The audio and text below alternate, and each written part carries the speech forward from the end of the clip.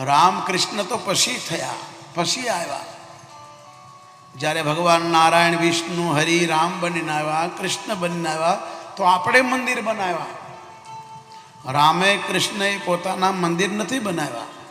રામે રામેશ્વરની સ્થાપના કરી, કૃષ્ણએ નાગેશ્વરની સ્થાપના કરી.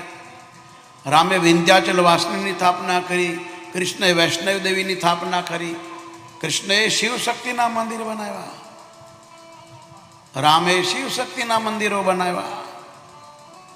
તમે રામને માનતા હો, કૃષ્ણને માનતા હો, જ્યાં સુધી શિવનું ભજન નહીં કરો, શિવની પૂજા નહીં કરો, શિવના મંદિરે નહીં જાઓ, ત્યાં સુધી તમે રામ કૃષ્ણના ભક્ત નહીં બની શકો.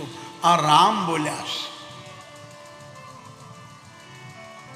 કે જે શંકર ભગવાનનું ભજન ન કરતો હોય અને મારો ભક્ત બનવા જાય તો ખોટો છે.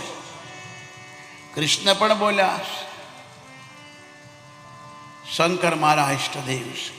કૃષ્ણ ભગવાને 16 વર્ષ સુધી એક પગે ઊભા રહીને કૈલાસમાં તપસ્યા કરી. કોઈ છોકરો નહોતો, ત્યારે છોકરો થયો સાંબ. રામે 14 વર્ષ વનમાં શિવની ખૂબ પૂજાઓ કરી, ખૂબ મંદિરો બનાવ્યા. આજે ભગવાનની પૂજા થાય છે.